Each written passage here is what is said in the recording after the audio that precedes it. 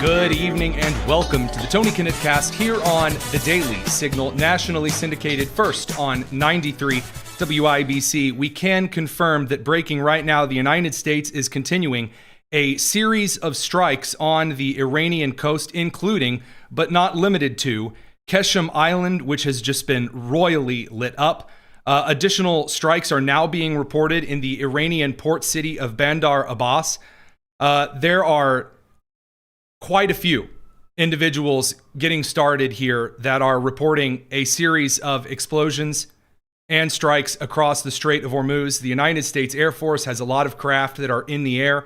There are tanker craft. There are U.S. naval forces that are moving in. A United States official has told several media outlets that the U.S. has struck air defense systems, coastal surveillance sites, surface-to-air missile batteries, anti-ship cruise missiles, and drone launch sites.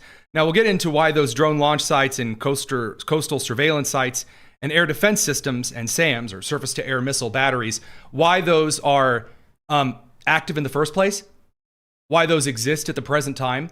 But really, it all boils down to the United States and the ceasefire, the memorandum of understanding. The Iranian Foreign Ministry has reportedly by now stated, according to Iranian TV, the U.S. has repeatedly violated the MOU less than 20 days after it was signed, including through Israeli actions in Lebanon. Iran now warns it will take any steps it deems necessary to defend its national security. So the halal pearls are getting clutched. All right, let's walk through the timeline here so we can break down what's going on. Because I remember, and you remember, that we were told that there was going to be some good faith negotiating happening. And that was also from one U.S. official earlier this afternoon at around 2 p.m. Eastern.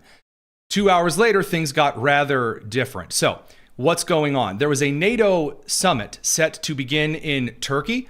And the President of the United States and other NATO delegates, including the Secretary General of NATO, Mark Rutte, arrived and began a series of discussions on international security, on China, on, of course, the situation in the Middle East, as well as a series of possible United States developments between getting NATO to cough up its fair share. We'll get to some of that stuff. Iran, between July 6th and 7th, began firing on 3 different tankers. Now, 2 of the tankers are identified and are cataloged being of a particular country's origin. There is a 3rd tanker that right now we are not sure which nation the tanker belongs to.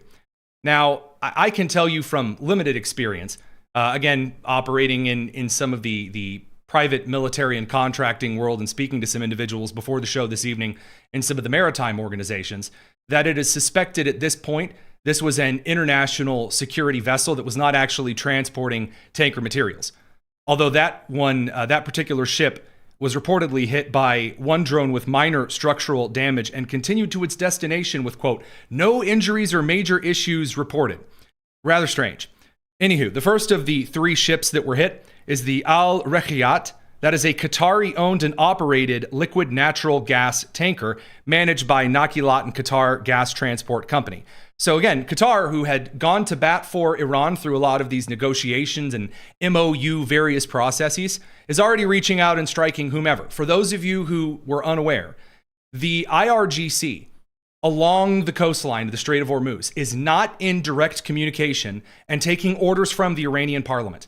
I have said this repeatedly on the air. I have said the IRGC has several factions that are operating pseudo-independently. And they are not in connection or in contact with the delegation from Qatar, from the delegation from Pakistan, aka China. They're not in contact with Arachi, the the parliament leader negotiating with the United States, or Ghalibaf, the foreign minister. And there's a couple of things here that are really going to get interesting over the next couple of hours because of that incident. Now, Qatar's response officially was condemnation. And I'm getting out the old scare quotes for condemnation here because Qatar's Ministry of Foreign Affairs issued a strong statement describing the strike as a, quote, grave violation of international law. For those of you out there who don't speak stupid, that's a declaration of war. It's a declaration of war. It's not a gross violation. I don't really care for the statecraft dumbing down and the attempted murder of individuals of another country. If someone tries to kill members of your country, that is an act of war. Whether they are abroad, whether they are at home, that is how it has worked for all of human history. But of course, then they said it is a threat to global energy supplies and maritime navigational safety. Again, exciting terms. Now, the second craft that was struck was the Wedyan, a Saudi-flagged crude oil supertanker, likely managed by the Saudi firm Bahri. Now, this one was damaged effectively by a projectile missile in the same area near Oman's coast. Now, Saudi Arabia condemned Iran for the attack and then promptly gave the United States up-to-date information and use of airspace in the meantime. Now, there's a whole issue in this NATO conference that, the timing is just so grand and convenient, about the United States with bases in the Middle East. The UAE wants the U.S. to build more bases there and says that the U.S. can use its bases in the UAE however it, pleases. Whereas Saudi Arabia says, you can only put base here, and then when we say, okay, then you fly plane. That's it. And the Saudis are very controlling of U.S. bases, at least on a restriction level, based on several recent events, and not just over the last couple of months, but years and decades, when it comes to U.S. bases in Saudi Arabian territory.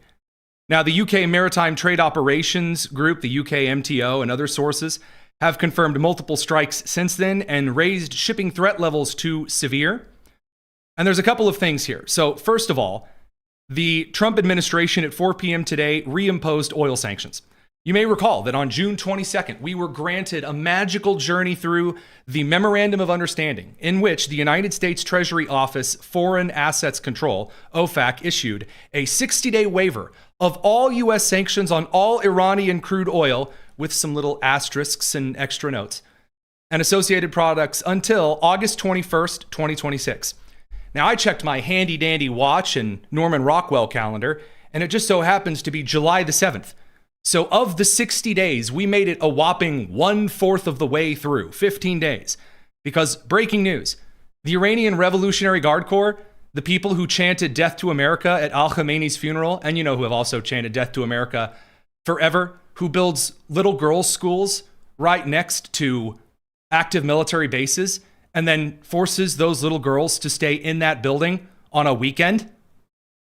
I mean, shockingly, it appears that those individuals are not strikingly trustworthy. So then the United States began, about an hour and 10 minutes after the announcement of renewed sanctions.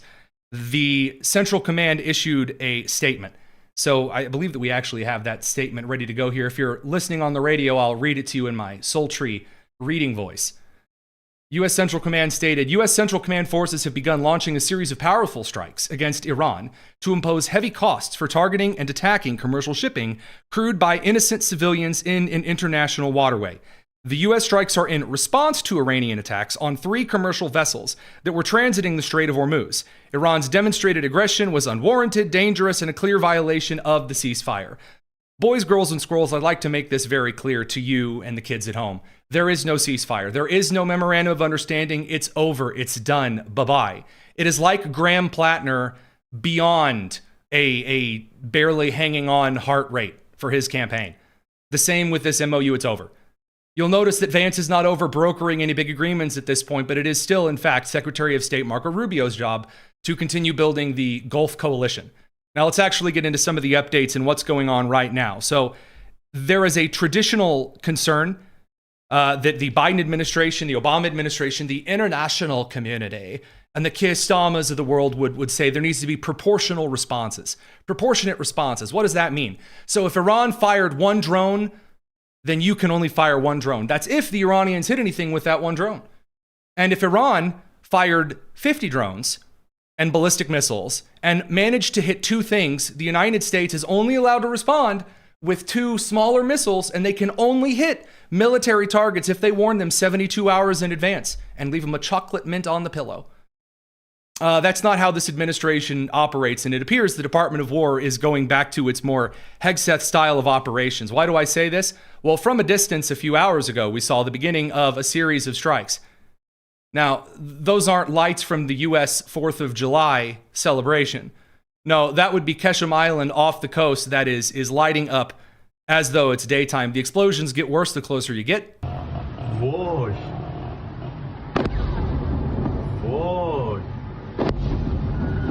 Now, by the way, I would like to point out for the boys and girls at home, none of those are rocket strikes, at least in the traditional JDAM fashion. Those aren't your typical U.S.-fired missiles. I can't really speak to my speculation on what I believe those munitions might be yet. Let me check on that for you here. Radio crew, we're going to send you to commercial break. We're going to continue some of this coverage on the live stream. We have a lot more that is breaking right now. It's the Tony Kinnett Cast here on the Daily Signal. Okay, we actually can. Okay, so two of the styles of munitions that the United States is currently using, some are air-to-ground missiles from United States fighter jets and fighter bombers. The other would be United States drones, some of which may be deployed from certain U.S. drone craft and from the Northrop Grumman variety. And then some may also be the copycat of the Iranian Shahed drone. I had to check to make sure that little whistle that you hear right here, if you listen real close, get the kids to gather around, turn up the TV volume. Whoosh. Not that guy. That sound right there. We'll play it one more for you here. Whoosh. So that lovely sound, that is a very, very quickly moving object that is not perhaps as aerodynamic as the boys at Lockheed or Northrop Grumman would love them to be, which means it's very likely that it is a particular kind of munition that is, let's say, a little spicier than normal. So let's get some hard stuff that I can share with you. Now, currently, the Kuwaiti Ministry of Electricity has stated that several transmission lines have now gone offline, causing power outages in scattered areas across the country. Emergency crews are working to restore electricity, urging the public to rely on official sources for updates.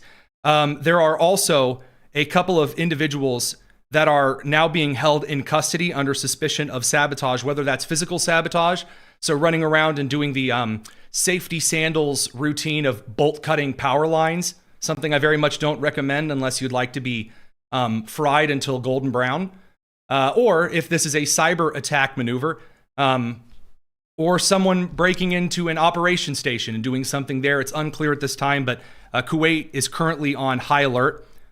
Additionally, we have information that there are more strikes against Iranian targets inbound. Now, we're getting into the media outlet said that an official told them territory. So to be clear, I like to be very explicit about where I'm getting my information, what I can and can't tell you, and where the sources are coming from if I can help it. Why? Because that transparency not only covers my rear end, but also because, hey, I like to make it clear where we're getting things so that you know how much trust to put in things as they're breaking. So a CNN report via an unnamed U.S. official says that additional strikes are inbound and are considered, quote, punishment not proportional, end quote. They also said, and I'm paraphrasing this, that the strikes will not be as quick-ending as past U.S. retaliatory strikes in response to Iranian provocations. This would mean that the United States is changing some of its policy towards dealing with Iran. It turns out the whole, just pretend it's not there until after the midterms doesn't work when the other crew in Iran is watching the same network news that you are. Breaking, the Iranian regime can watch this feed and hear the same things that you and I can hear. It's true.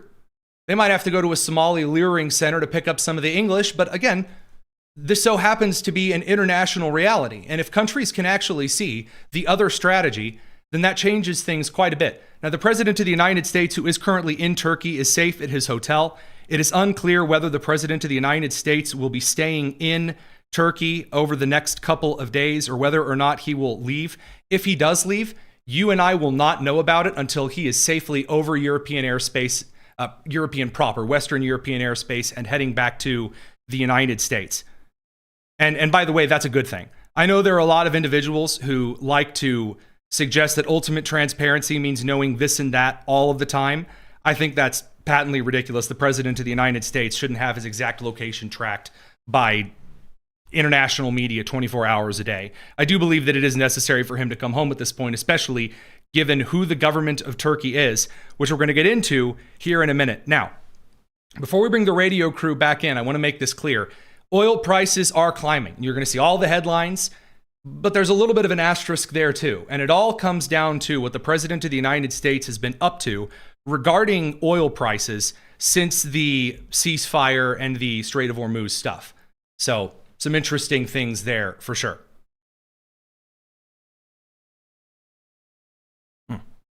Radio crew, welcome back from your commercial break. All right, so oil prices are climbing to $76 a barrel. And you say, Tony, wait a minute, I thought we were in the 80s and like the 90s. No, we've been down to like the mid 70s for a while. In fact, so much so, the President of the United States pointed out that there were a couple of major oil and gas companies here in the United States that might be doing a little bit of price gouging. And then shockingly, a lot of prices fell when they should have climbed over the 4th of July weekend. But that's not what I wanted to talk about. Why are we only at $76 a barrel? After all, Iran has spent the last 15 days sending out more tankers. I mean, we're talking like all of basically sending out more tankers than the Army War College. Sorry, bad pun. The IRGC, the Iranian Revolutionary Guard Corps, and its handlers, the Iranian regime, are sending out as many oil-laden craft filled to the tippy-tip top brim out into the ocean. And where are those headed? Well, it just so happens that we have the data here for you, and it explains why Iran is in a bit of a pickle. So, tankers carrying Iranian crude have in fact rushed out, and they have been heading to China. They've been sailing past the southern tip of India, through the, right between, the little Cambodia and Laos, and then, of course, Indonesia, and then up to China's ports, where they then sat. They've been sitting for the last week. Why have they been sitting there for the last week? Because China cannot afford at the present time to pay the current international rates for Iranian oil. Iran can't sell its oil anywhere else. No one else is buying from them, but wait a minute, I thought everyone was using the Strait of Hormuz. Why aren't people buying Iranian oil? The answer to this question is that other nations during the United States-Iranian conflict, during Operation Epic Fury and Operation Economic Fury, they have started buying their oil from other places. From the United States, Texas, and Louisiana. From the other side of the Persian Gulf, or the other side of the Arabian Peninsula, I should say, excuse me. They've reshored. They've picked other places to buy their oil. So you have a lot of Iranian tankers that are not returning to the Strait of Hormuz because they're still full of oil. And the only group on Earth that needs this oil is the Chinese-Russian alliance. And China's in a bad place because its reserves, its petroleum reserves are depleted. They're depleted. There's a serious oil crisis in China and in several Chinese adjacent countries. Russia is in a fuel crisis. There are riots. People are beating each other to death in front of gas pumps. We, of course, aired some of that footage last week. And now what we're looking at here and now today is the Trump administration's boxing out of China up to and including getting other countries to buy oil from other places instead of relying solely on the Strait of Hormuz. We have never in the history of the modern economy, so post-World War II, seen an entire reshifting of global trade in this manner at this scale. The last time that we saw something a little bit close to this was when Europeans just started sailing around Africa to get the spices. That's the last time we saw something this incredible. Or maybe the introduction of the Panama Canal. Now, that brings us over to the NATO summit, of course, because the President of the United States is still in Turkey. Again, we're keeping an eye as the United States continues another series of strikes. Keshem Island is being hit. Bandar Abbas is being hit. Iranian media is reporting several targets struck in southern Iran. Says, quote, several people were injured. And again, the idea of the United States is just saying there's no one here in good faith to argue. We're just going to send the missiles. We're just going to send the strikes. That is a change in policy from what appeared to constrict the United States' proportionate responses whenever the Iranians would hit something in the Strait of Hormuz, or should I say hit someone in the Strait of Hormuz, since the beginning of the United States-Iranian ceasefire talks at the beginning of Q2. 2 more explosions have also been reported on a pier near Sirik as well. And a U.S. official has then suggested this to Axios. Again, I'm going to tell you this from a U.S. official unnamed. The latest Iranian strikes are so far 4 to 5 times larger than the operation 10 days ago. That means very little to me. And the reason I say that means very little to me is, again, I try to hold some of those particular conversations that are unnamed with a grain of salt and make it very clear to y'all when those are on the table. Now, a new report, according to CNN, suggests that Secretary of War Pete Hegseth is expected to visit Israel on Wednesday for talks with Prime Minister Netanyahu and Defense Minister Israel Katz. Now, that's interesting because Marco Rubio, after J.D. Vance was sent home. So J.D. Vance was going to go to Switzerland, and he was snubbed by the Iranians. He was snubbed by the Qataris. He said, they're turning over a new leaf, and anyone who criticizes this, it's not very good. Vance has been sent home and has been doing some American media and has also been working on the fraud task force. We're going to get to some of that stuff in a little bit. He might also be taking part in some of the administration's fight against schools who are ignoring Title IX regarding gender transition stuff. Marco Rubio and now Secretary of War Pete Hegseth are working on the Middle East. And that brings us at long last to NATO. So President Trump and this particular NATO summit, this is not as aggressive, perhaps, if that might be the best term here, not as aggressive as we've seen previously. So the President of the United States at a summit in Ankara, Trump arrived in Turkey for the NATO summit amid tensions with European allies over two things: defense spending and Iran. In other words, ponying up. Now, he signaled a willingness to sell Turkey F-35 fighter jets and said, well, he might not have attended a NATO summit if hosted elsewhere. I hate to give you the analysis before I give you the clips here. Trump talks like this anytime he goes anywhere. I might be considering doing some of these things that are a little spicy, kind of floating them before the crowd, and maybe I wouldn't be here. We don't need to be here, kind of a negotiation tactic. Maybe I'll get a Toyota Corolla from another dealership. I might do that. Marco, write that down. A Toyota Corolla over in Anderson, not Muncie. That kind of a thing. Anyway, the clip that's making the rounds is this reporter's question to the president about the rest of NATO.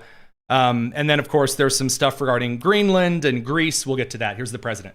Are further troop drawdowns in Europe likely? And are you satisfied with the progress that NATO allies have made? Well, we're going to see. I was very disappointed with NATO.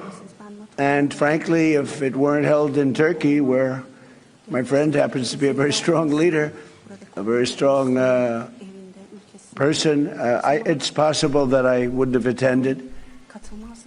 I felt I had to attend because of the fact that, I know he's gone all out. It was a big thing to have NATO come to Turkey or any place else. It's a big thing. But we weren't treated well because we did something in Iran. We don't need anybody's help. I didn't even want their help. But before I asked, they said they wouldn't be there. And this is true. And not just the members of NATO who traditionally hold President Trump at kind of arm's distance. That would, of course, be the UK, France, especially with their recent governments. Well, France has been that way forever. But of course, the UK holding them at arm's distance there. A little bit, not as much. Portugal is much more willing to assist the United States. Sweden has never been reliable as a partner of NATO. Greece, we're going to get to in a minute. Italy as well. Italy, especially under Prime Minister Meloni, has been more of a Trump ally. So the Italians making it overtly and absurdly clear that the United States has not used their airspace, their air bases. They haven't, allowed any tiramisu to be shipped to the troops, that kind of garbage. Obviously, the last one in jest there, the Italians are making it very clear that they're not supporting any of the actions in the Strait of Hormuz.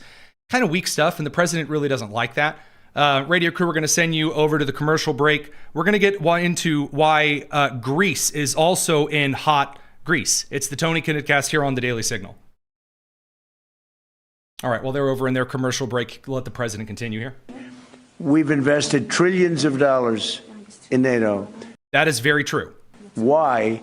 To protect European countries and others, Canada, etc., but to protect people, countries from, generally speaking, it used to be the Soviet Union, now it's Russia. And I say that's fine, but you would think that they'd be very willing to do something to help us, and they really weren't. In the case of the United Kingdom, the Prime Minister, I guess he's no longer there. So you can hear the president of the United States kind of going through it, and the man's tired. He is. The man is tired. Clearly, the dude's exhausted, not only a different time zone, but the president is kind of famous in this administration for not exactly being the best sleeper. Now, why do I mention that? It's like, what, this is a news show about the president's sleeping habits? No, although it's rather interesting here that as the president's getting rather tired, he's also getting rather annoyed. My fellow parents of toddlers out there, you know what I'm talking about? Where after a little bit of being really exhausted and seeing the dumb and the stupid, after a while, things that were once tolerable to you from other adults out there in the world become a little less tolerable. And so the president of the United States reaching a point where he says, to hell with it, hit him and hit him hard. It's not unlikely. And that brings us over to some of the countries that have been kind of skirting by without being of any use. So, for example, the president of the United States, again, suggested if, NATO doesn't want to pony up, then the president of the United States might just take Greenland for national security purposes. NATO did, by the way, offer to buy 5 drones, the MQ-4C. That'd be the Triton drone. It's a surveillance with kind of an alternate prop system or alternate propulsion system drone. It's really cool, and it's a neat one. I'm a big fan. They're buying 5 of those, they say, but those things still have to be brokered with, in this case, Northrop Grumman. Now that brings us to Greece. So Greek shipping companies, which the government of Greece does have an equitable stake in, at least according to the data that I've had last. Greek shipping companies have made close to $4 billion transporting or shipping Russian oil over the past 3 years. So there's this very interesting situation in Europe, especially among NATO allies, in which Germany, France, and Greece will demand the United States pony up lots and lots and lots of money to support all of their failing programs. Greece has failed economically. Now again, I despise the Turkish as the government of Turkey. I can't stand it. It's an awful place. And I know that they love any kind of criticism of the Greeks. Do not take this as pro-Turk, to be very, very clear and upfront here. But in this case, the Greeks, the French, and the German, as the governments, not the people, have made it explicitly clear that they are willing to buy energy from Russia and prop up the economy that is currently in a considerable crisis. And you say, Tony, wait a minute. How is Greece transporting oil for Russia? I thought they were out of oil. That's correct. That's why this report is over the last several years in which the Greek shipping companies have made close to $4 billion transporting it. The only reason that we are getting some of these bits and pieces now is we are seeing some other national exchanges and sending oil to Russia. I'm going to say that one more time. Sending oil to Russia. That's a new piece of information on the global stage. Doing so in Greek waters in broad daylight.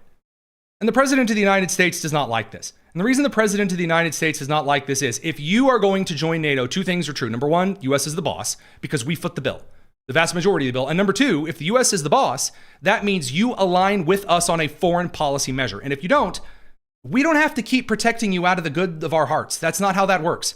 There's no reason that a member state like Poland, who foots the bill, who doesn't allow endless migration, who continually resists both the fascist tendencies of China and also the kind of pseudo-imperialist approaches of Russia.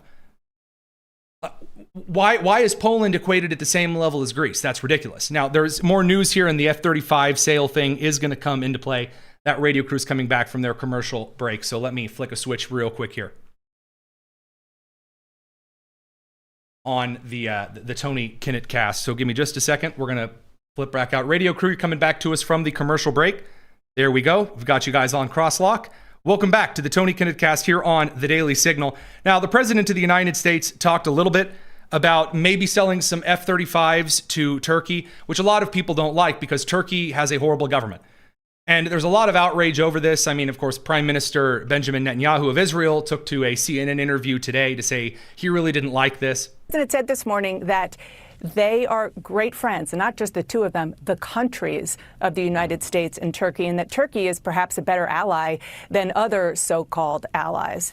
He does this at every conference. Anywhere, anytime that Trump is in the place. Do you remember when he was with China?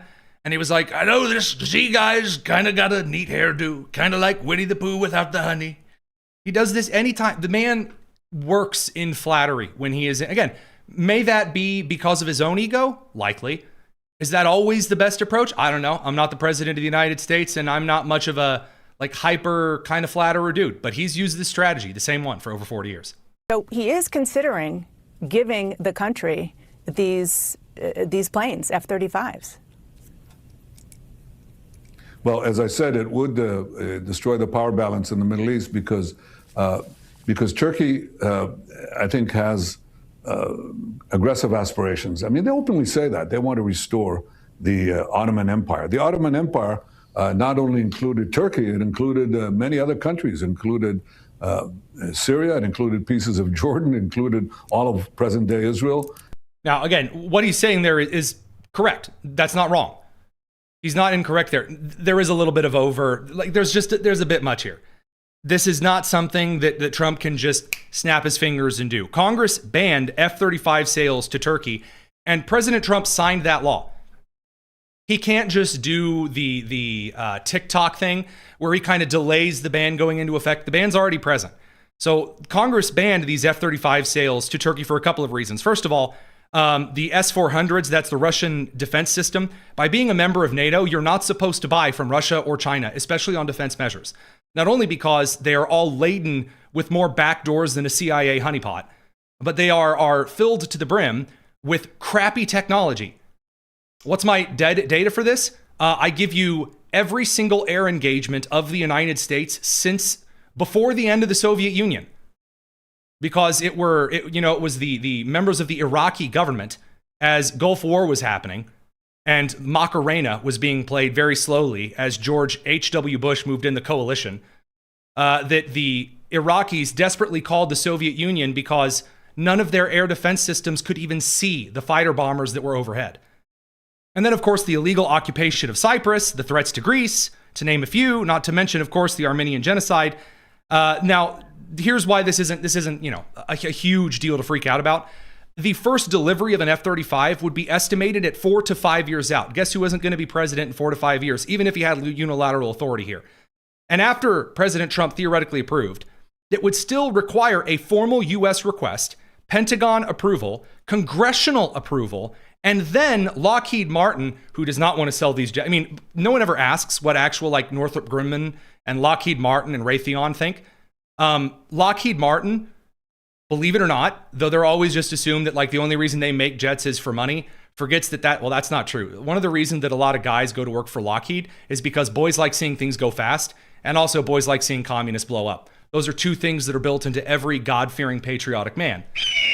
Now, in this case, is Lockheed Martin about to sign a contract with Turkey? I very, very doubt it, considering that it is Turkey who, at Erdogan's request, participated in the signing off of the illegal arrest of 2 Lockheed Martin employees in the last 20 years. I doubt it. I very much doubt it. Now, again, President Trump also demanded Greenland, and we talked, they talked about Canada and its submarine policy, and oh man, U.S. sailors could maybe be stationed aboard Canadian submarines. That's really special. That's just not as much news to me. Again, we're keeping track on the NATO summit, keeping track of it because the president of the United States, with the current ongoing attacks on Iran, the financial attack, again, reinstating sanctions, followed by this 4 to 5 times the size kinetic attack. The IRGC is saying that it's going to close the Strait of Hormuz. According to Iranian state media sources, they're closing the Strait of Hormuz, which is interesting because they announced yesterday they were closing the Strait of Hormuz again. Interesting. I don't believe the president of the United States will be sticking around. Maybe he will. I find it unlikely, though I'm not placing any bets on Kalshi or Polymarket. Now that brings us over to what's going on here at home, and there is a major scandal that is just getting worse for the Democratic Party here at home. This would involve Graham Platner, the Senate nominee, winning the primary for Maine for the Democrats. So they have until July the 13th. On July 13th, it's over. It is locked in. Graham Platner's name will be on the ballot for Democrats in November. Now, for a couple of reasons, why update? Isn't this already as bad as it can get? No, not only has he lost Bernie Sanders, and, we showed that yesterday. Bernie Sanders said that it is time for Graham Platner to drop out for the good of everyone, for the good of the people, for the good of my party, who is now getting roasted for allowing with the Graham Platner, who I said do anything to make this man the next senator of Maine. Well, even though he's lost Bernie's support, Matthew Foley over at the Washington Reporter pointed out, he's still actively fundraising alongside Graham Platner on Act Blue. So Bernie Sanders is still going, stand with Graham Platner, hit Act Blue, especially if you're a foreign country, because foreign countries have used Act Blue to funnel money into the United States, which is very, very, very illegal in elections. But those are just congressional oversight investigations. Zohran Mamdani, he has lost the great former rapper, son of producer and professor, mayor of New York. Finally, the walls, I guess, are closing in. This is before the scandals that just came out a little bit ago. Now, I believe that it's time for him to drop out of the race. And when it comes to my own endorsements, here we go. So he says, obviously, it's time for him to drop out. The walls are closing in. Chris Murphy's deleting his tweets. Cory Booker's eyes are popping out of his head. Elizabeth Warren, senator of Massachusetts, who was just like, he's my kind of guy, has now said that it's time for him to get out of here. Zohran Mamdani, he can't just say this because the hyper angry socialist progressives who want to burn things down, all of the girls with Adam's apples, is now saying, well, it's not Graham. It's that I don't want to comment on any national races. I've made 8 endorsements at the state and federal level. They've all been right here in New York City. I'm incredibly excited at the fact that they won their races, and that's where my focus is for now. I think the focus of today should be to respond to the gravity of what so many of us have read, and I think that the only appropriate response is for the campaign to come to an end. Okay. Exciting. Now, unfortunately, and I do want to make this clear, though he has stopped selling ads, he is now holding the Democrat ballot in Maine hostage. Now, maybe that's not, particularly unfortunate if you're looking for this to burn down. But there are a lot of voters in Maine who are outraged right now because they're saying, well, if only we had known all of this, we wouldn't have voted for him in the primary. Jamie Racicot did, in fact, was approached by the New York Times and gave testimony on this last rape allegation all the way back in June, and then came forward with more details after the New York Times and a lot of progressive Democrats, including in Maine, chose to go after Lindsay Fifield anyway. But anyway, here's where things stand at the moment. Graham Platner is still selling ads, but not everywhere. As of today, he has suspended running ads on Meta, Facebook, and Instagram. And as of Tuesday, according to the company's ad disclosure database, he's only running ads in kind of a couple of local parts of Maine for the race. So not on social media. It's unclear whether or not this is currently like an FCC advertising contract in the election year rule. Like he bought this slot, so it has to be seen through for a particular race on Spectrum TV or radio, for instance. And he was running ads and introducing new ads on Monday. However, according to the New York Times, Graham Platner has now said on a private call with his campaign staff that he believed he still has leverage to influence which candidate would replace him on the ticket, according to 3 people familiar with the conversation. So what's this breaking news now? He knows he has to step down and it's done. But he's blackmailing the party. He wants to pick the person because he doesn't want it to be Janet Mills. So the socialist here, who is now accused and alleged of having done half of the things that we have a law against, all the way from buying crack in the last year and a half to maybe messaging minors on Kik to sexually abusing, physically abusing, kidnapping, et cetera, ad nauseum. Now he wants to hold everything up until he gets to choose the next person. Although there's an additional scandal or two that's going to make this one a really hard sell. Radio crew will catch you guys on the end of your commercial break. We got to get into more of these details on the live stream as we also follow other events around the world. It's the Tony Kinnett Cast here on the Daily Signal.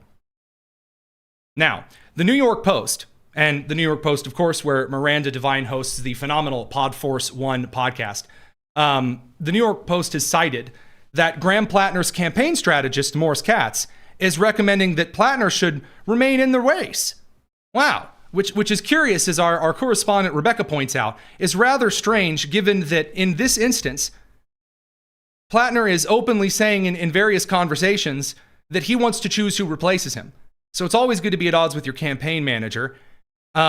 It does get even worse because, before we get there is one small little extra update here. He's also hiring right now for a research director. I don't know about that. Nope. I would pass. Anywho, this brings us over to the new scandals because there are at least two new scandals though today. So according to the Washington Post, so you've had the New York Times, you've had Politico, Adam Wren's author in on that, and now you have the Washington Post, who spoke with not only the ex-girlfriend of Graham Platner, Lindsay Fifield, but also with one of the corroborating friends of Lindsay Fifield for quite a long time, Emily Zanotti. She's an excellent author. Not to get into all the stuff, you can find her work over on Substack. But anywho, the latest scandal is that Graham Platner, while dating Lindsay Fifield from 2013 to 2015, who of course she accused him of physical abuse, also made the case, also stated that on multiple occasions that she said, you need to wear a condom during sex because I'm not on birth control. And then he took the condom off during sex or refused to wear a condom and then had sex with her anyway. Now, why does this matter? It's a gross detail. It's disturbing. Why is this apropos? Why is this another scandal adding to the story here? Well, according to Jamie Racicott, according to her testimony, according to her allegations, she said that Graham Platner, while drunk, had broken into her apartment and then raped her, also without a condom, and then essentially rolled over and went to sleep. So there's, again, kind of building on, kind of flushing out some of the details here. Additionally, another scandal that really branches out into the broader party, Dan Osborne, who is running to be an independent senator in Nebraska, or from Nebraska, it appears that he's one of the individuals who vetted and picked him. So I told you, this Graham Platner stuff, a lot of Democrats right now are trying to bail because they do not want to be glued to him. Much like a lot of Democrats are learning way too late, way too past the expiration date here, that they don't want to be glued to the Democratic Socialists of America winning in Colorado and California and in New York. So Graham Platner has made it clear already, and again, this is not audio that is really supposed to be out there. Graham Platner's made it clear, hey, this independent Democrat, Dan Osborne, this progressive, he picked me. I know him. We're buds. Literally knocked on my door. And he was like, do you know who Dan Osborne is? And I'm like, yeah, of course. He's like, oh, good. This will be much easier. I'm like, what the fuck? You're like, what is what? What is this? And he's just like, well, Not looking good. Radio crew, welcome back from the commercial. The Democrats, or I should say the socialists, the independent bid, Dan Osborne, running for the Senate over in Nebraska, who they're trying to pass off as a mechanic and a Navy vet, taking on multi-billionaire Senator Pete Ricketts. Exciting stuff. Well, it just so happens that he may have been the one that gave the green light, the green flag on Platner after Platner was found by two Bernie Sanders campaigners. we work with Dan Osborne, and we're in Maine looking for somebody to run for U.S. Senate. And they came back the next week with Morris Katz. Yeah, right. And then we sat down for about 3 hours, and they laid out like an actual plan. Oh, wait a minute. The Bernie Sanders guys got together with Dan Osborne and said, hey, Graham Platner, you should run for Senate. And according to those two Bernie Sanders staffers, they knew all of this stuff way back when. They knew about all of the Reddit posts. They knew all this. So you have a lot of Democrats right now trying to say, oh, if only we knew, if only we had known. Not only had they said they didn't find Lindsay Fifield credible because she's a Republican or something back in June, there were still allegations. Again, the active Kick Messenger profile, him in a towel, and that's the site where predators communicate with minors. Just yikes upon yikes. The Nazi tattoo, the fake, pseudo-fake oyster farm that only sells to mommy's restaurant. Not to mention lying about his PTSD, going to work for Blackwater. It goes on and on and on, wishing veterans died, saying there were women that deserved to be raped, saying that if anyone broke into his house, he would rape them, not in a gay way, just in a dominant way, whatever that means. New audio from townhall.com, though, has an Osborne staffer confirming that, yeah, this guy that Democrats are really hoping pulls it out in Nebraska, he picked Platner from Osborne's own staffer. Here you go. So he has also recruited other candidates around the country to run or doing similar things. Really? Like who? Well, there are a few independents. There are a few Democrats. This is not really out there publicly, but he looks at a group of Platner. Oh, this is really not out there publicly, but Dan Osborne, he saw something in Graham Platner that he thought America needed. Who? He recruited Graham Platner. I don't know who that is. He's running in Maine. He's like news a lot against Collins. He recruited one thing originally. Yeah. Uh-oh. Why do I bring this up? Remember how Ruben Gallego was like super close buddies, Senator Ruben Gallego? Super close buddies, Arizona, with Representative Eric Swalwell, California, taking shirtless pictures on camels, out in Egypt. Oh, exciting and wonderful times. And then after it was like, oh, Eric Swalwell has been with all these women and all the scandals followed him. Everyone looked at Ruben Gallego and said, wait a minute, you two have been sharing hotel rooms for years. What did you know? And he's like, I didn't know nothing. And that no one believes it. So Ruben Gallego, who also endorsed Graham Platner because, freaking of course, the man's got Jim Cramer of CNBC's record of calling things and predicting great candidates at this point. Anywho, so at this state, at the time, this man is starting to affect the rest of the party. And lest you think, again, that it's all over, even though the Lincoln Project is now saying, quote, Democrats need to stop panicking and pointing fingers at we actually have this on the B-roll, don't we? I just want to show you the sheer panic that is in this particular tweet. There you go. Democrats need to stop panicking and pointing fingers at each other and start attacking the GOP for allowing Trump to use America like one big ATM for his corrupt family and billionaire buddies. This is simple. This is the approach right now, guys. There are a few allies of Graham Platner left. They are Marjorie Taylor Greene and half of the ladies on The View. That's rough. That's rough. If that's all you've got left in your corner, you need a new corner. But anywho, so apparently this is all about finger pointing right now. My favorite, though, is people trying to kind of do the shift. So we'll get to his core allies here. Molly Jong-Fast, Democrat strategist, and then Rick Wilson, who is a clown in and of himself. Rick Wilson is, he and Molly Jong-Fast, there's a before clip, Western Lensman sent this over to us, and then an after. So in June, they were ready to dismiss all of the allegations and, oh, look at the timing. And now, today, things are a little different. Check it out. If you were a Republican strategist or Mitch McConnell, what would you do with the Graham Platner situation at this moment? I would use a cutout person who is deeply involved with a whole bunch of right-wing causes, and I would get her to the New York Times. I would try to tell it in a way that did not pay attention to the fact that she works for the Independent Women's Forum and the Heritage Foundation. She hasn't worked for the Heritage Foundation in a while, by the way. I know the person that's making the accusations. She is a right-wing activist and operator. It's the kind of person I would have used when I was still doing that kind of work. So that was what they had said back then. Oh, well, it's just an operator. It's all fake, not credible. I would have lied back when I would have propped up a liar is what he's saying, which, by the way, yikes. I've seen some campaigns that weren't going my way, that weren't going in the direction that I wanted. You know what I never did? Encourage someone to get out and accuse somebody of rape falsely because that would be a viable political strategy. Holy crap. Now, Molly Jong-Fast today's got a different tune. I'm baffled that the vetting process for this candidate, number one. I mean, this is just, The vetting process. I mean, this is all brand new. The fact that they're just constant, allegations, I think really is a sign that there just was not proper vetting here. So another reason why, I don't know how we got here. I don't know how who vetted him? This was all out in the open at the beginning. Do you know why? Because individuals like yours truly came out at the beginning and said, here's all the stuff. He's awful. He's terrible. Don't go with this dude.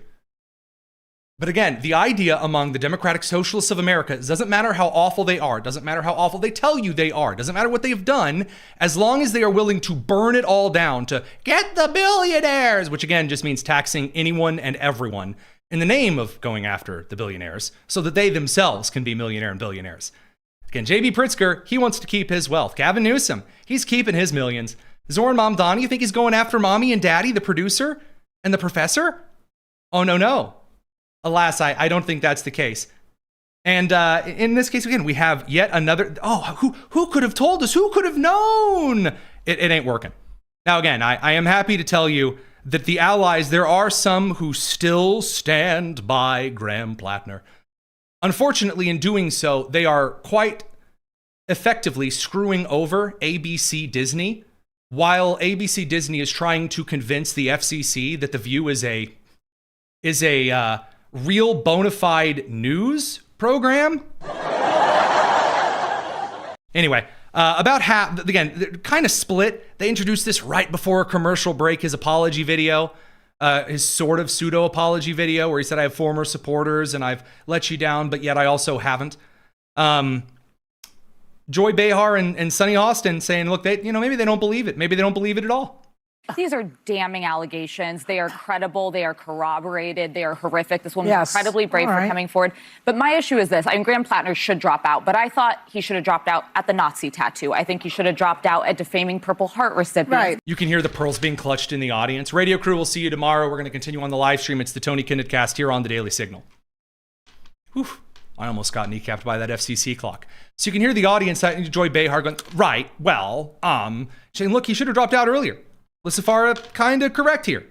And a fallen Navy SEAL, homophobic slurs, bigoted posts in the past, even previously slandering sexual assault victims. And there was another accuser who came out, who I've known for over 15 years, who accused him of what I would characterize as domestic violence when they had dated. And that wasn't enough. And many people dismissed her claims because she had worked for Republicans in the past. And they didn't take them seriously. Domestic violence should be a no. It should be an absolute no. All of that's true, but I don't want to hear from the Epstein Protector Party. Okay. There it is. Oh, the Epstein I don't want to hear from. So first of all, whataboutism? When you have a guy right there, right now, doing the stuff, suggesting, oh, well, the conspiracy theory, again, according to all of the documents, lest we remind you yet again, Epstein hated, despised Trump. The more documents that are revealed, we find out he hated Trump. He called and coached Democratic members of Congress in 19 and 20 in committee hearings to try to get Trump on various things. There is detailed evidence from a sheriff's office in Florida that Donald Trump attempted to report Epstein to the FBI. They have nothing. If they had anything, it would be out in front of you. The best they have is a really old mimeographed done by a secretary birthday card. That's all they've got. They keep bringing this up because they don't want to come to the conclusion that independent voters already have. Donald Trump's not on the ballot in the midterms. People like to really think he is. He's not. Graham Platner is literally on the ballot right now against the most milquetoast, mediocre woman in the Senate in history. Susan Collins is the most moderate Republican in the Senate. She is. I mean, a lot of people on the right who are more on the diehard, who obviously would vote for her over Graham Platner, she's not like inspiring to a lot of Republicans, but to independents, there is a little appeal there. Especially when you're going up against, again, the guy who's, we've already gone over his numerous foibles and deep and darkest sins in front of the public. Yeah. No, but then it becomes a race to the bottom. Yeah, I love it. So again, MRC, Nick Fondacaro sharing that over with us. It does get a little bit better at one point. Sonny Austin says that she'd still vote for him. Even now, even here, she'd still vote for him. It is a disgusting time in politics where we decide what we're willing to morally accept based on the jersey you're wearing. And if you are one of those people that was willing to plug your nose, you're the problem. Well, then I'm the problem because I... Correct. That's right, Steve. You, in fact, are the problem, Sonny. Congratulations. I was one of those people, and I said it. If I lived in Maine, I would have, plugged my nose, and I would have voted for him anyway. I think that we are in a time of existential crisis in this country. I think Republicans fall in line. They don't fall in love. Democrats. First of all, L-O freaking L. Did you not see the election between Ken Paxton and John Cornyn? It was a knife fight for primaries for Republicans in Texas. Now, Cornyn, he made his mistakes and stuck with those mistakes. And Ken Paxton won that one fair and square, and it wasn't even close. It was pretty rough and pretty brutal. But there are tough Republican fights all the time. I will remind you that right now there is an active fist fight in the Republican Party between the kind of J.D. Vance-esque isolationism-y and more populist economics part of the party. Again, it's a big tent. You're going to have fist fights. I think those fist fights should be out in the open. And I think that those debates should be had out in the open because as a pundit kind of political guy, I think that you best make your decisions when you actually hear my argument and their argument and we fight it out a little bit. And then the traditional conservatives are having their own little faction. You have the libertarians that are always mad. And then the kind of establishment technocrats. All of those groups inside the Republican Party are currently fighting. There is no falling in line. Mike Johnson has to arm wrestle people to get him to vote yes on a House bill. The Senate can't even break the filibuster. Want to fall in love and not fall in line. The Republican Party, the bar is so very low. I cannot believe that they want to try to assume the moral high ground. How dare they say that, again, you can say, well, but what about Donald Trump? And I will be more than happy to bring up what the jury wrote in that specific. I'll be happy to show you the no box that are checked, or the Trump litigations in which they sue for defamation. Senator Ruben Gallego, speaking of, who said, well, Donald Trump, the jury said he raped people. No, they didn't. And if you are dumb and famous enough, I should say, to say something like that in public from an official stance, you are going to find yourself at the boot-stamped end of a lawsuit that is going to take lots of moolah from you if there's any to take. So there is one last ally before we move on to some of the other news. Marjorie Taylor Greene. That's right, the lady who threw a tantrum and quit Congress because she's retarded and thinks that everything is about the Jews. She got on The View and starts going after Alyssa Farah because she basically says you're an agent of Israel. You're a super Jewish agent out here to destroy the world. That you tweeted yesterday that you kept up. You seem to imply that AIPAC might be involved with the latest allegations of sexual assault by Graham Platner. It's not all of the Reddit posts. It's not the consistent testimony of women on the left and the right. It's not the tattoo. It's not all of the. It's that the Jews did it. Criticism of AIPAC is the American Israel Public Affairs Committee. Okay. Well, criticism of AIPAC is perfectly legitimate political discourse. Do you not understand that this plays into anti-Semitic tropes about Jews controlling things, about Jews and money and power and politics? What do you even mean by that? Well, what I mean by that is it's unfortunate that rich donors that put Israel first are playing in American politics. Well, just like my friend is American donors, to be clear. It's Americans who care about the US. No. They care about Israel first. So to be clear, once again, on foreign groups in the United States, so for example, other groups that take care of interests from other countries, so like an AIPAC, but like for Britain or for France or other countries, Israel's not even in the top 15. But she has let her brain been eaten by this virus. She's so dumb. Genocide. That you know that under federal law, only American citizens can contribute to AIPAC. Let me tell you, the future of this country is Americans are sick and tired of funding Israel's genocidal wars that are killing children. Millions of Americans, in Gaza, including me, support Israel. So by the way, Marjorie Taylor Greene, like her insane fantasy that she and Tucker are going to start a brand new party, and boy, this is going to be their day in the sun. Nope. No, I don't care whether it's Candace or Tucker or Marjorie Taylor Greene. Let me tell you, no, that ain't it. No, the conspiracy theories here. You stop eating paint, stop huffing glue. This ain't gonna go. And by the way, they ended up roasting her later. Now, as a quick reminder, the ABC FCC fight where they're saying that the ABC, because again, if you are on the air and you're like The View and you're on Spectrum Air, like channel 6, 8, 13, whatever, you turn on the digital TV, you go to that channel. You have to follow special rules when it comes to various elections. And those various elections, you have to give candidates equal time. And if The View brings on 99.9% Democrat guests, then they have to be a very straight news show with like no commentary or opinion that you could say is weighing or changing an election. And they're not news at all, they're commentary. Again, I'm very clear with you guys which parts of my show are the news and the analysis and the commentary. Because we're on the FCC air. I don't want to get fined. Those are the rules for radio and TV, broadcast radio and TV, not cable. Cable is something different. Radio and TV that everyone has access to, that you can just buy a device, turn it on, and there it is. That kind of stuff is considered a public good and a public source of information. And you can't do a bunch of electoral manipulating stuff in there. Now, there's a bunch of other people that are upset about this. I want to move on to some other bits and pieces over in the news, because we are getting into just a place of the utmost bonkers midterm madness. So the next individual who is going to be so scandal-ridden that it is going to take out their knees is Abdul El-Sayed. So Abdul El-Sayed, he's the hyper-progressive and Islamist candidate in Michigan running for Senate. Again, you had Mallory McMorrow, the redhead who just dropped out of the race after all of that momentum she totally had. Now, Abdul El-Sayed is insisting, according to this report by Andrew Kaczynski, Abdul El-Sayed is saying, hey, I never actually said that I've never actually called for defunding the police. The tweets that you're citing that you have screenshots of, they're taken out of context. Yeah, there's audio and other interviews and other posts that show that in essentially since 2016, but all the way through 2020, he's called for defunding the police, getting rid of the police, getting rid of ICE, getting rid of law enforcement.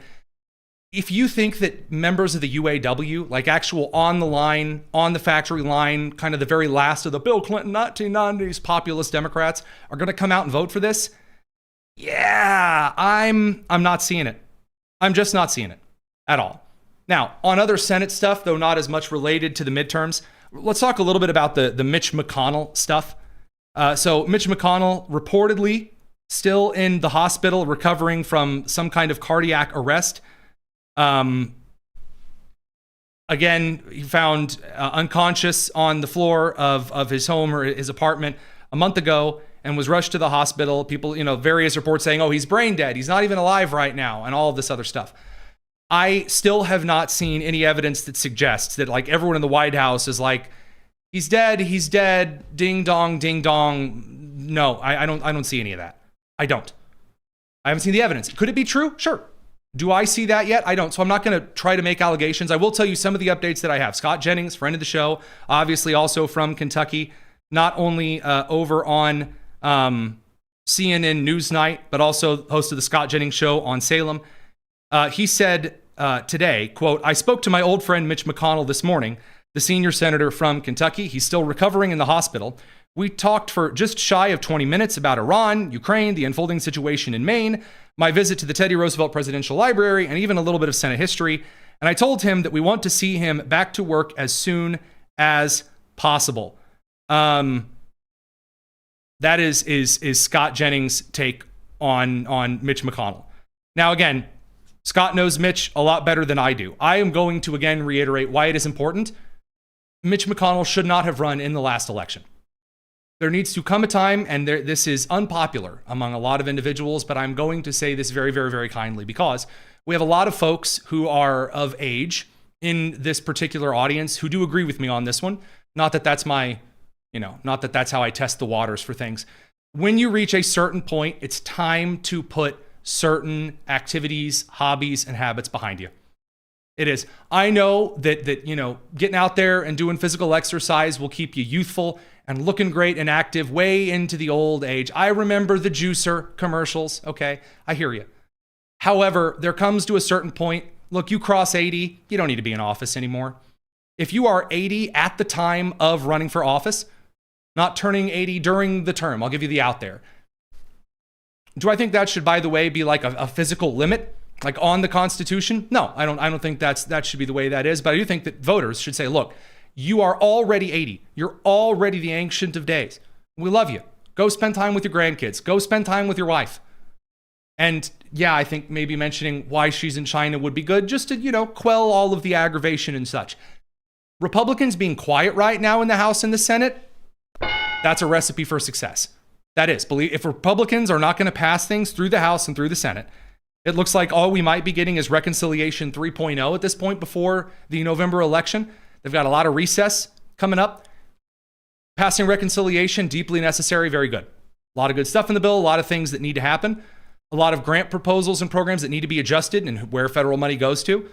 We'll talk about that here in a second with Title IX in a lot of schools that are making decision to ignore Supreme Court rulings. Is anything else really going to get passed? Probably not. And so the best move is just to be quiet and let people on the other side of the aisle be stupid. Will that happen? Probably not. No one is better than Republicans at snatching defeat from the jaws of victory. Now, moving on quickly here, on the last of our big news items for the evening before we give kind of a closing update to the Strait of Hormuz activities at the moment. So last week, as a reminder, the Supreme Court held that sex in Title IX means biological sex. It doesn't mean that it's assigned at birth and the doctor says, well, who knows what you are, but you're probably... No. If you are a boy, you have the boy parts. If you are a girl, you have the girl parts. And if you are intersex, you might have a more prominent clitoris, for example, that there might be some things that are misshapen due to chromosomal aberrations. That's not normal. That is not a goal. Again, like the person who has, for example, the paraplegic, you don't look at the individual or the amputee and say, well, the natural state of a human, maybe you come out with 2 legs, maybe you come out with no legs. That's just as good. No, encouraging people that less than optimal is where people should be is not the same as respecting people. Like suggesting that if someone is intersex, meaning like something has gone wrong, there's something wrong with the chromosomes, there's something wrong with their physiology, their anatomy, you can respect them and love them, encourage them, for example, like children who have Down syndrome, but suggesting this is also just as good. This is the goal of where you want to be. Stop that. Stop that. Now, again, none of that is a reason to murder people, via abortion, but that should be, again, very basic biology. We've known this for centuries, millennia, as human beings.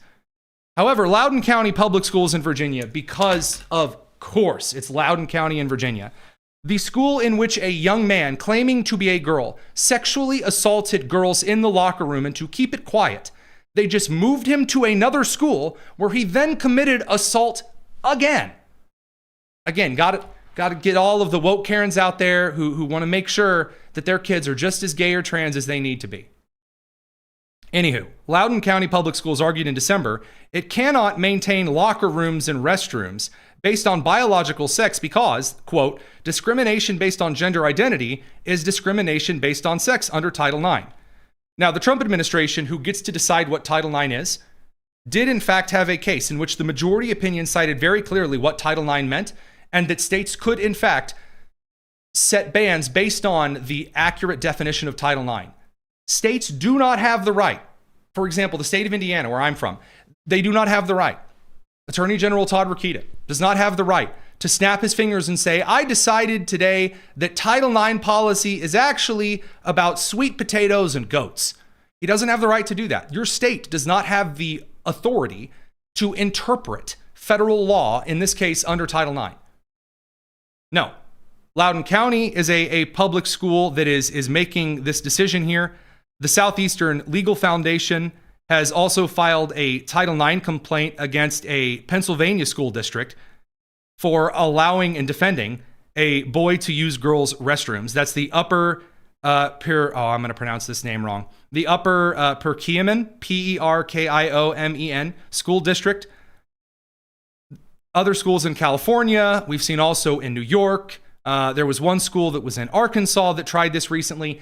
This isn't gonna last long term. This isn't. The Supreme Court's already made the decision. And just because you've decided to put on your little progress flag pin and say you're standing up for, again, cases in which boys are sexually assaulting at the worst and at best, perving out and attempting to molest younger women, fueling mental illness is bad enough, but putting young women at the risks or at risk because of this, both physically on the field, on the court, on the pitch, or in the locker room or the changing room, the bathroom, obviously deeply disturbing. And going all in on this again in a midterm year, although that's certainly not what the focus needs to be, is extremely, extremely important. So at this, again, here at 8:15, I want to take a little bit of an opportunity to do just a smidgen of mail time before the end of the show, because you guys have asked some great questions. There's been a lot going on. Now, before we get to just a little bit of the old mail time, on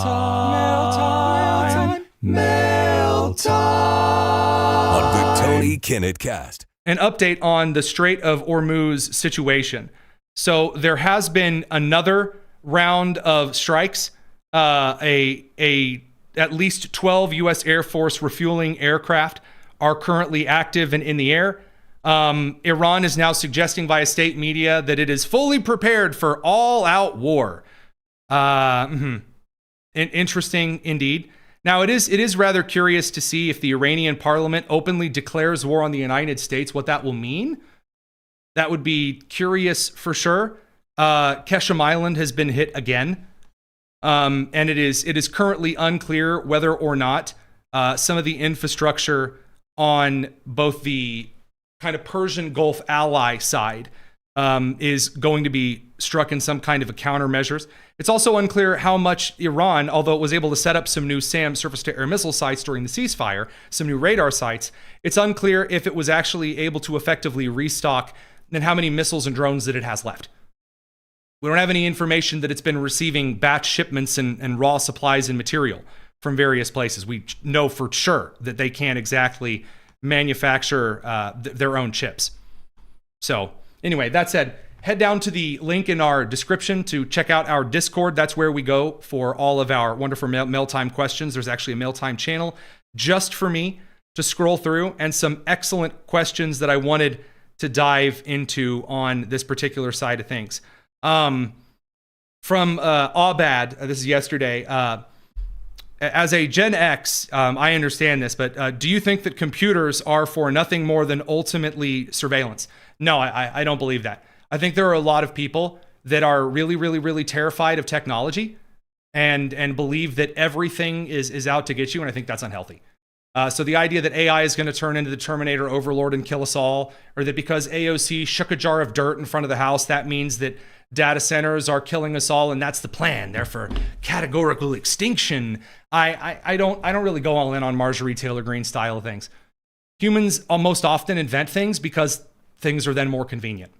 That would be my take there. There have also been a couple of super chats this evening. So for example, EP1 has been keeping us rather laughing this evening. A series of very kind $2 super chats.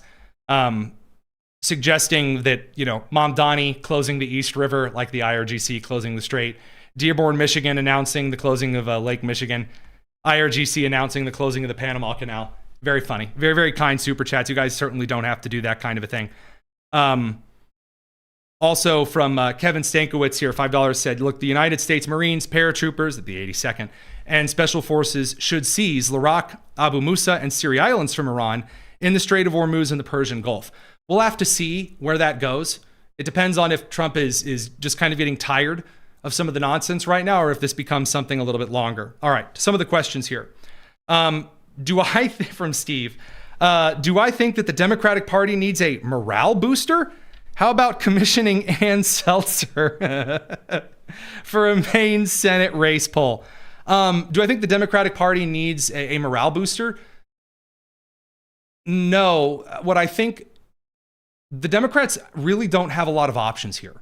And I don't say that because they're, nominating rapists and socialists and Marxists and alleged abusers, etc., for positions. Whether they step down or step out of Congress, like Eric Swalwell, or again, like Graham Platner, they're still hanging on and blackmailing people. The Democrats have nothing to propose economically that isn't just socialism. I'm not trying to be flamboyant or dramatic when I make that statement.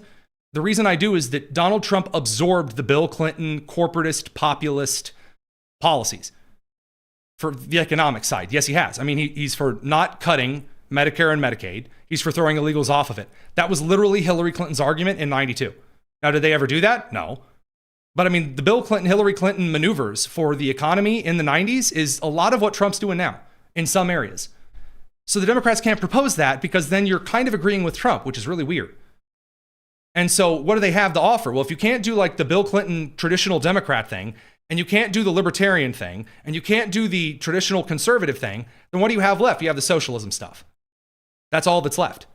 So they have to say universal health care and universal housing and universal this and universal that. And it's all for everyone. Bread lines are great, that kind of thing. So they don't really have anywhere to go. So for the moderate Democrats who are running, what do you propose for the economy, which is what people care about in the midterms? And if you say socialism, if Americans are looking for an opportunity, I've said this before, Americans are looking for a candidate in this race, like another candidate, another party, to say, I'm running Reaganomics. And you know what's funny? Very few, if any, are actually running that because the House and the Senate aren't actually passing low spending proposals. They're just spending less than the Democrats.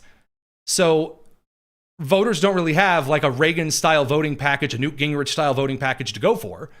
The closest thing they're getting is the Trump accounts saving the country from the Social Security collapse here in a couple of years.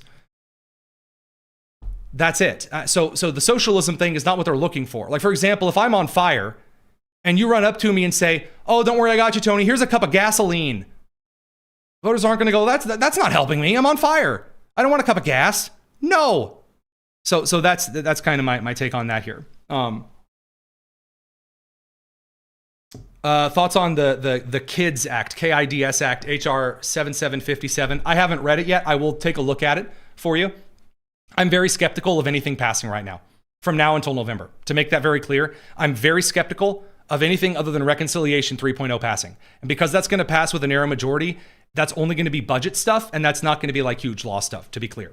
From a user by the name of Kinnett Fan. We need to change your name there, homie. Said, I'm seeing a lot of ads for surrogates on job posting sites. Like would, for example, frozen eggs be flown in from China or any other American adversary by the thousands to birth Chinese Americans? I don't think they have to make it that complicated. I think that they can just continue doing the birth tourism thing. Now, as the Heritage Action guest that we had on last week made it clear, as well as Roger Severino, the vice president over at the Heritage Foundation, stated, I believe Vice President J.D. Vance is looking into this as well, as he should. Excellent stuff. The United States could, the 14th Amendment doesn't apply to territories, so it doesn't apply to Guam, it doesn't apply to Puerto Rico, it doesn't apply to, etc. So the United States could simply revoke foreign-born, like birth tourism, foreign-born individuals, becoming U.S. citizens on those territories. They could just shut that off. That's an option they could do. Other than that, it's going to have to be like a sealed tight border. But that's probably another conversation for another time. Do I think that the Democrats are learning from their mistakes and trying to stem the hemorrhaging of subscribers to the Democrat Party by trying to, get rid of Graham Platner, or is the media trying to learn from their mistakes and they're calling out Graham Platner to try to stop people leaving the mainstream media? Or is there something more sinister that motivates them? I think that the media has just recognized the center can't hold. We're in an era of receipts, by which I mean that here on Microsoft Windows, I have the snipping tool, and I can instantly screenshot something, and boy, do I. I got more receipts than CVS. The screenshots folder on my phone, on my Samsung Galaxy, the screenshots folder alone of just pictures is 2.9 gigabytes of just pictures. Receipts are here. It's very, very hard to argue receipts, which is strange. I actually thought that AI would make a lot of receipts less useful because you'd be able to fake audio with AI. And really, in fact, receipts since the COVID era have just become more palpable and have poked a lot of holes way too quickly. It's why even Politico, before running this story and doing, the Republicans are reviving the Red Scare, when you have the video of the gal saying that she refuses being a communist. She refuses to say, I'm not a communist. I mean, it's really hard to argue against that. Same with Abdul El-Sayed. We got him on audio saying, defund the police. It's really, really hard to go against that. Same with James Tallarico. I'm a Christian who hates Christianity.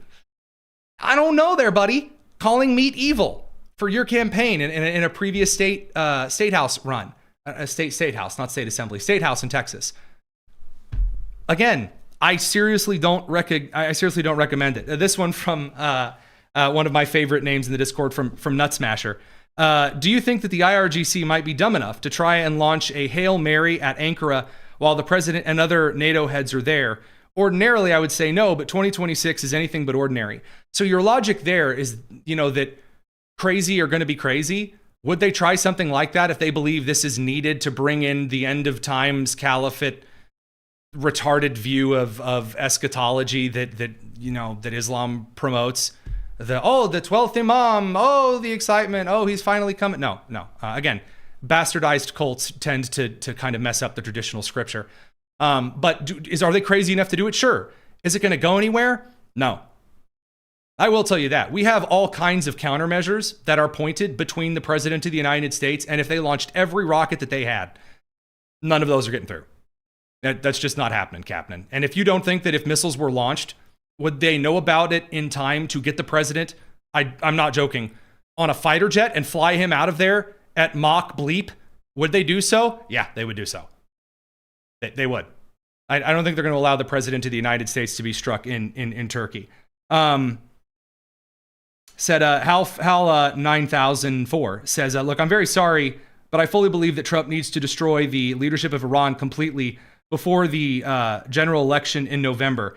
Well, you don't need to be sorry for that. That's just true. No one has ever won a war by saying, I need a breather, let's negotiate. That's never been a thing. It's never been a thing. Ever. Never, ever, ever. Ever, ever, ever. This is why departments of defense and kind of holding ourselves back, like the Nikki Haley, George Bushian style of politics, it sucks. It's very, very weird to see some of the more isolationist members just becoming George Bush and going, well, in the heart of every person yearns for freedom. That's stupid. Some people you can't negotiate with. Some people should, in fact, be sent to the Stone Age. I mean, Al-Khamenei, did you hear what he said last week? Me neither, because he's gone. What happens if Mitch McConnell resigns? This is from Jacob. What's the process of replacement? So I believe that if Mitch McConnell were to step down, I believe that Andy Beshear gets to appoint, he gets to appoint somebody in the interim, and then there's a special election that ends up being held.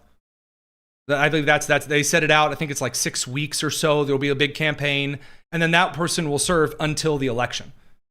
Because I think McConnell's term, is it over this year or is it over 4 years from now? It's coming up soon.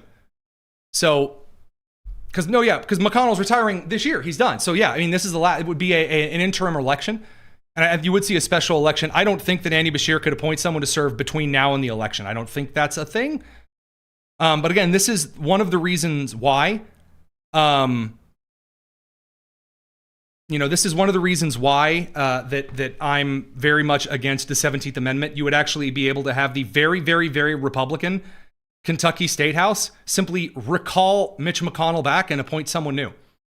Also, Kentucky voters would care a lot more about state house elections, which I would wish on everyone. I think that would be good. No producer. Yeah, it'd be a special election, but I know it'd be a special election. I do think that Beshear would get to a point for all. He can't appoint anymore. He can't appoint anyone. Oh, he has to choose between 3 that the Republicans put forward for Kentucky. Oh boy. Well, that would be certainly something. Well, if that's the case, and again, I'm reading this here. If that's the case, that if Mitch McConnell steps aside and Republicans would put forward 3 to be chosen from, then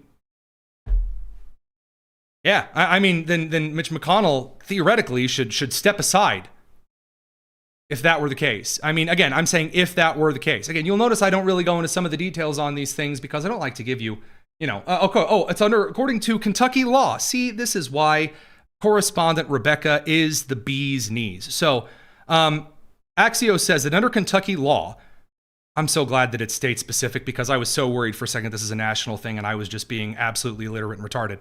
Under Kentucky Commonwealth law, if a Senate vacancy were to occur before August 3rd, a special election would be held quickly to fill the seat. If a vacancy were to occur on or after August 3rd, the new senator would be elected in November as planned. Oh, well, there you go. An interesting situation. Again, I'm glad we kind of have checked some of those things here on the cast live. I don't know everything. Well, you thought I knew everything? Please don't ever think that. We'll check some stuff in real time. We'll go back around and correct some things. Everyone was wrong. That's my favorite kind of wrong. I love it. It's a really good hoot. Okay, very last one here before we head out. On the Kids Act, if it has a lot of bipartisan support and it's like restrictions for accessing adult content online, do you think it passes then? It really, really could, but there's a lot of recesses between now and the election. And again, the Republican House is making it very clear that they don't want things to be passed without the Save America Act. And I think there's some in the Senate that also might follow that as well. Whether it's veto proof or not, we'd kind of have to see. And also some things are very, very unpopular in the UK. Do I think that it's smart, from Nauru here at the end here, do I think it's smart the US media is undermining Trump administration by disregarding JD, but are having Netanyahu on 3 different news programs literally hours after the July 4th to declare that Turkey is their new enemy. Okay, so first of all, no American calls it Turkey. It would be Turkey, my dear foreign bot. But to be clear with you, Turkey has not been an ally, a true ally of the United States since the Civil War. In the Civil War, the Ottoman Empire sided with the Union because they would get to sell their slave-picked cotton instead of the South competing with them. So they said, we're going to embargo the South. Ever since then, the Ottoman Empire and then later Turkey, who escaped being held to account after World War I by saying, oh, we're actually Turkey now, and we're not following anything, we're not doing anything. And then, of course, butchered and raped the Armenians, the Christians and the Jews, and then Sikhs, and then of course have always slaughtered the Kurds, etc. You don't actually need Netanyahu. I'm going to let you on a little secret. Netanyahu doesn't really convince a lot of Americans. Like, there's no one out there who's an independent who is like, oh, wow, Benjamin Netanyahu of Israel said something pro-Israel. I'm convinced. If you really believe that there's this huge group that wouldn't know what to think unless Netanyahu told them, you're kind of dumb and retarded. Now, do I think that that's undermining the Trump administration and JD?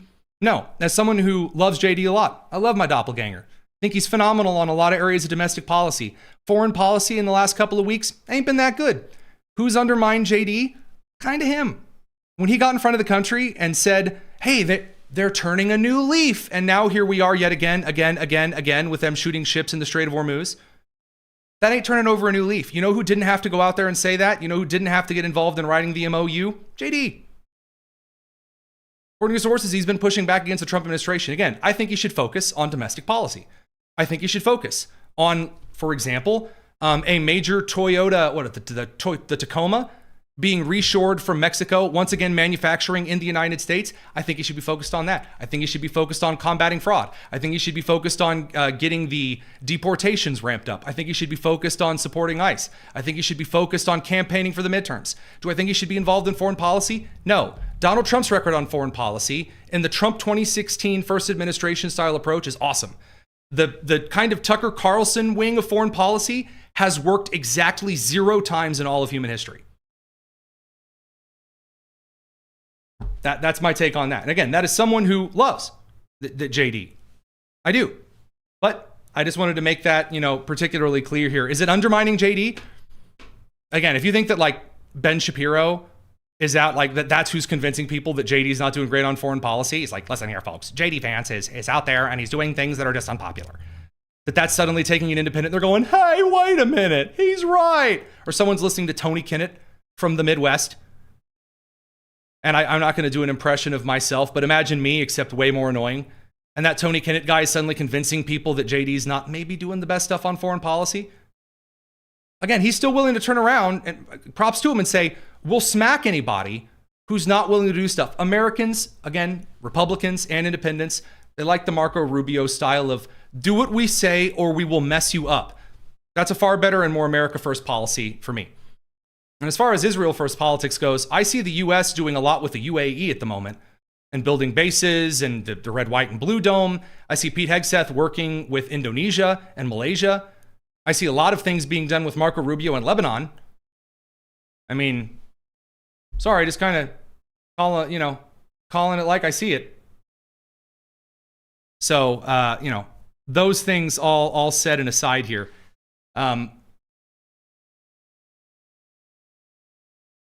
I hope that you guys have a phenomenal evening. We'll be back tomorrow, 7 p.m. Eastern, with more of the week's news. Looks like the Strait of Hormuz is calming down before Iran participates in another exciting and thrilling salvo. We'll have to see where it comes. And I guess the moral of the story this evening, don't be like Grant Platner. Yeah, it's the Tony Kinnett Cast here on the Daily Signal, nationally syndicated, first on 93 WIBC. That's one to grow on. Take care.